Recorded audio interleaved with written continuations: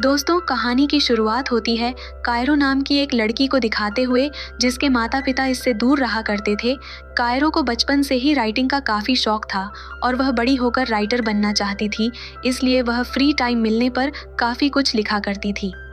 फिलहाल कायरो अभी एक हाई स्कूल स्टूडेंट है।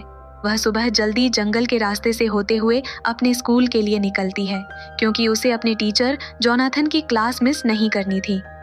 कुछ समय के बाद कारो स्कूल पहुंच जाती है, जहां टीचर जोनाथन पहले से ही क्लास में मौजूद था। यहाँ कायरो को इतना जल्दी देख जोनाथन काफ़ी हैरान रह जाता है, क्योंकि अभी क्लास स्टार्ट भी नहीं हुई थी। जोनाथन एक बड़ा और फेमस राइटर बनना चाहता था, लेकिन जब उसका यह सपना पूरा ना हो सका तो वह एक टीचर बन गया। खैर, अब यहाँ जोनाथन कायरो से उसका नाम पूछता है, जिस पर कायरो जोनाथन को अपना नाम बताती है और अपने बारे में बताती है। यहाँ कायरो बताती है कि उसकी दोस्त विनी ने उसे जोनाथन की क्लास अटेंड करने के लिए बोला है, क्योंकि कायरो को इंग्लिश लिटरेचर में बहुत इंटरेस्ट है। यहाँ जोनाथन कायरो को सिलेबस में दी हुई बुक्स को पढ़ने के लिए कहता है, लेकिन कायरो तो उन्हें पहले से ही पढ़ चुकी थी। इतने में ही यहाँ पर कायरो की दोस्त विनी आ जाती है, जो क्लास में एक होनहार स्टूडेंट है। अभी क्लास शुरू होने में बहुत समय था, इसलिए यह दोनों कुछ देर के लिए बाहर घूमने चली जाती है। कायरो के बाहर जाते ही जोनाथन कायरो के सामान को चेक करने लगता है और उसे कायरो के सामान में से एक अडल्ट बुक मिलती है, लेकिन वह उसे चेक कर पाता। उससे पहले ही यहाँ पर बोरिस नाम का एक टीचर आ जाता है, जो कि यहाँ पर पढ़ाया करता है और ये जोनाथन का भी अच्छा दोस्त है। ये जोनाथन के लिए कॉफ़ी लेकर आया था, इसलिए जोनाथन को कॉफ़ी दे देता है और उसके हाथ में जो कायरो की बुक थी उसे लेकर पढ़ने लगता है। खैर, अगले सीन में हम रात मेन जोनाथन को अपने घर में देखते हैं, जो कि अपनी वाइफ के साथ बैठा हुआ था।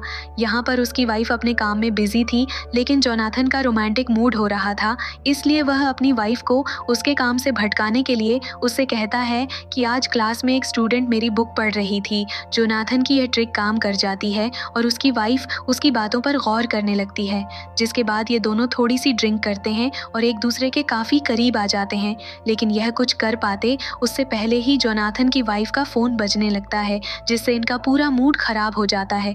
अगले दिन हम जोनाथन और बोरिस दोनों को स्कूल के प्लेग्राउंड में बैठा हुआ देखते हैं, जो कि आपस में बातें कर रहे थे।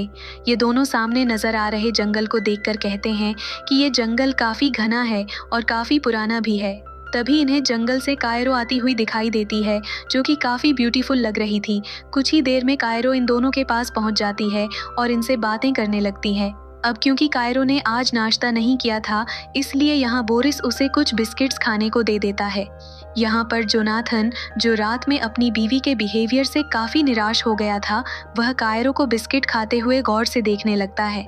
कुछ ही देर बाद कायरो बिस्किट देने के लिए बोरिस को थैंक्स बोलती है, जिसके बाद बोरिस यहाँ से चला जाता है। और बोरिस के जाने के बाद जोनाथन कायरो से पूछता है कि क्या तुम्हें इस जंगल से आने में डर नहीं लगता? इसमें खौफनाक जानवर रहते हैं।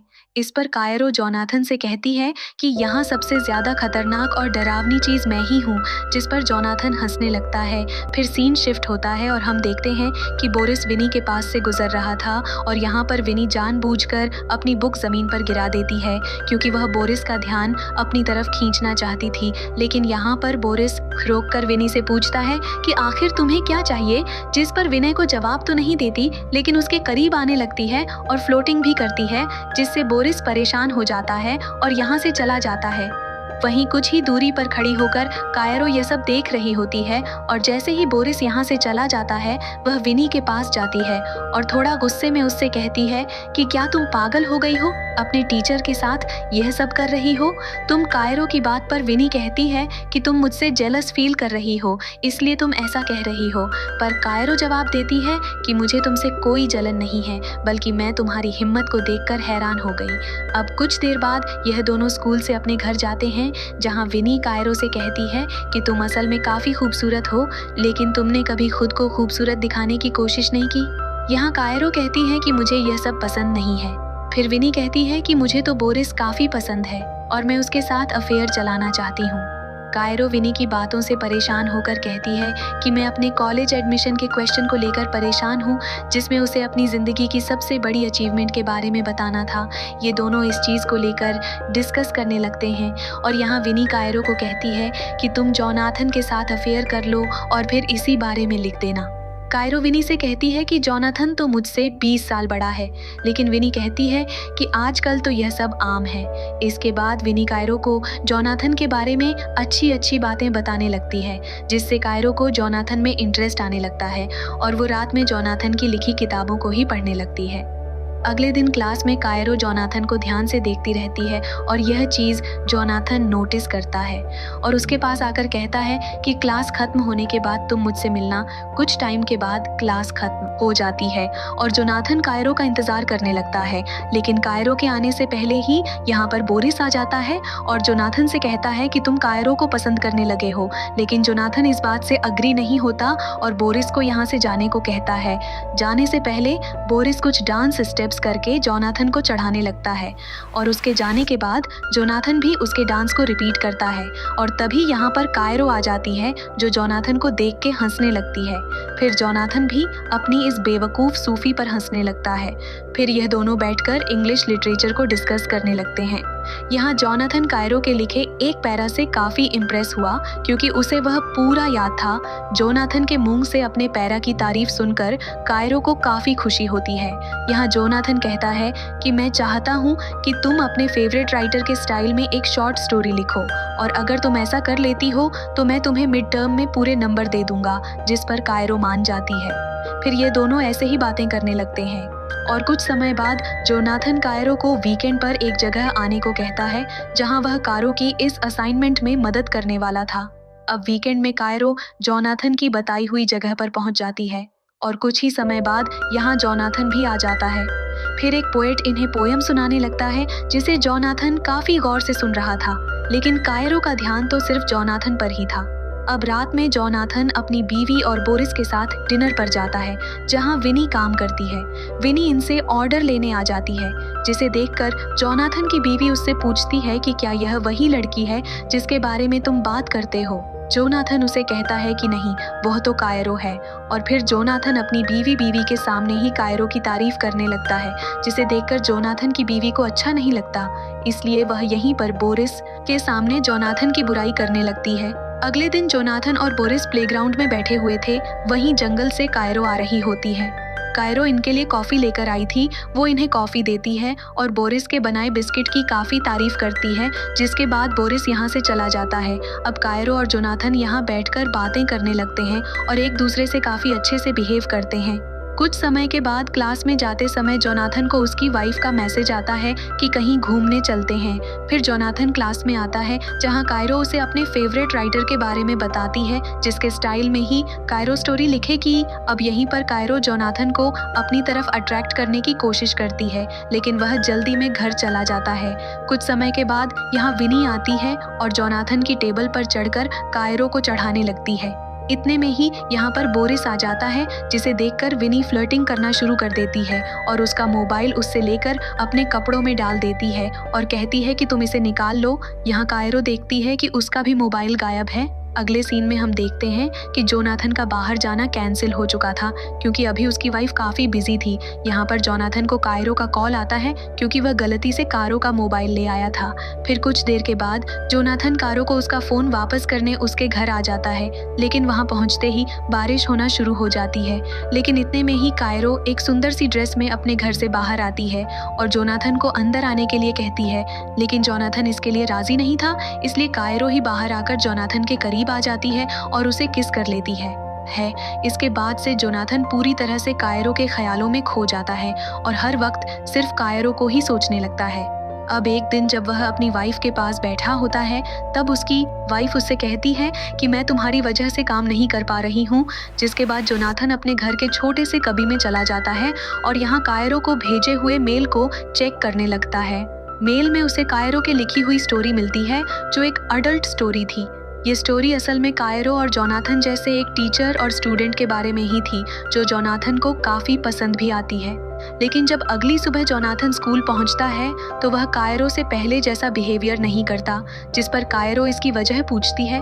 असल में जोनाथन को पता चल चुका था कि कायरो यही स्टोरी असाइनमेंट के तौर पर पेश करने वाली है। और क्योंकि वह अपने और कायरो के रिलेशनशिप के बारे में किसी को पता लगने नहीं देना चाहता था, इसलिए अब वह कायरो से ऐसा बर्ताव कर रहा था। साथ ही जोनाथन कहता है कि उस स्टोरी में तुमने बहुत सी गलत चीजें लिखी हैं, जिस पर कायरो कहती है कि वह सब हमारे बारे में है। लेकिन जोनाथन कहता है कि हमारे बीच ऐसा कुछ नहीं है और तुम्हें अपनी स्टोरी दोबारा लिखनी होगी, वरना मैं तुम्हें मिड टर्म में फेल कर दूंगा। यहाँ कायरो को गुस्सा आ जाता है और वह कहती है कि तुम मुझसे जेलस हो रहे हो, क्योंकि जो तुम नहीं लिख सके वह मैंने लिख दिया, और अगर तुम मुझे फेल कर सकते हो तो करके दिखाओ। इसके बाद कायरो रोते हुए घर जाती है और विनी के साथ ड्रिंक करने लगती है। फिर सीन शिफ्ट होता है और हम जोनाथन को देखते हैं, जो काफ़ी दुखी और परेशान था। उसकी वाइफ उससे पूछती है, जिस पर जोनाथन उसे कायरो के लिखी हुई स्टोरी दिखाता है, जिसे पढ़ते ही उसकी वाइफ भी रोमांटिक हो जाती है और जोनाथन के करीब आती है। लेकिन तभी यहाँ पर बोरिस आ जाता है, जिससे इनका रोमांस अधूरा पूरा रह जाता है। इधर कायरो विनी से कहती है कि मुझे जोनाथन में कोई इंटरेस्ट नहीं है। फिर कायरो विनी से कहती है कि बोरिस को मैसेज करो, जिसके बाद विनी बोरिस को मैसेज करके छेड़ने लगती है। लेकिन उस पर विनी की बातों का कोई असर नहीं होता, जिसके बाद कायरो अपनी और विनी की एक अच्छी सी फोटो बोरिस को भेजती है, जिसे देखने के बाद बोरिस जोनाथन के घर से निकल जाता है। इसके बाद ही जोनाथन की बीवी को जोनाथन के स्कूल से एक कॉल आता है, जिससे उसे जोनाथन और कायरो के बीच के रिश्ते के बारे में पता चल जाता है। फिर जोनाथन की बीवी जोनाथन से पूछती कि आखिर यह सब क्या हो रहा है, पर जोनाथन कहता है कि यह सब झूठ है। फिर अगले दिन हम देखते हैं कि कायरो क्लास में नहीं है, बल्कि प्रिंसिपल ऑफिस में थी, क्योंकि वो यहाँ अपने और जोनाथन के बारे में प्रिंसिपल को सब कुछ बताने वाली थी। यहाँ कायरो जोनाथन की सच्चाई के बारे में सब बता देती है, और इसके बाद जब जोनाथन से इसके बारे में पूछा जाता है तो उसके पास कोई जवाब नहीं होता, जिसके बाद जोनाथन को स्कूल से निकाल दिया जाता है। वहीं स्कूल के बाहर बोरिस जोनाथन से मिलता है और कहता है कि तुम्हें अपनी लिमिट क्रॉस नहीं करनी चाहिए थी, और लिमिट क्रॉस करने की वजह से ही आज तुम यहाँ बैठे हो। रात में जोनाथन अपने घर पे जाता है और अपनी बीवी को बताता है कि उसे नौकरी से निकाल दिया गया है, जिसके बाद उसका शक और बढ़ने लगता है और वो जोनाथन से उसके और कायरो के रिश्ते के बारे में पूछती है। लेकिन यहाँ भी जोनाथन कुछ नहीं बोलता और कहता है कि ऐसा कुछ नहीं है, जैसा सब समझ रहे हैं। इसी बात को लेकर इन दोनों के बीच झगड़ा हो जाता है, जिसके बाद जोनाथन की वाइफ उसे डिवोर्स की धमकी देकर यहाँ से चली जाती है। वहीं विनी कायरो से कहती कि तुम्हारी वजह से जोनाथन की लाइफ बर्बाद हो गई, तुमने ऐसा क्यों किया? लेकिन कायरो को इस बात का जरा भी गम नहीं था कि उसने किसी की लाइफ उजाड़ दी, बल्कि वह तो खुश थी। वह कहती है कि जोनाथन ने मुझे यूज किया था, अब उसे पता चलेगा कि मैं क्या चीज हूँ। और कुछ समय के बाद कायरो अपने कॉलेज के एडमिशन के लिए इसे अपनी जिंदगी की सबसे बड़ी अचीवमेंट लगती है, और इसी के साथ यह मूवी खत्म हो जाती है।